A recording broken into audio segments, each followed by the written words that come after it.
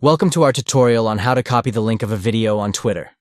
If you're looking to share a video with your friends or save it for later, this is the perfect guide for you. To begin, open the Twitter app on your Android device. Once you're in the app, navigate to the video you want to copy the link for and tap on it to open it up.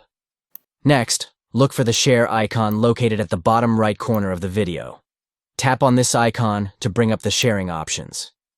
Now, you'll see a list of different sharing options, but what you want to do is tap on the copy link icon. This will automatically copy the link of the video to your device's clipboard. And there you have it. You've successfully copied the link of a video on Twitter. You can now paste the link wherever you'd like, whether it's in a message to a friend or in a note for safekeeping. Thanks for watching our tutorial on how to copy the link of a video on Twitter.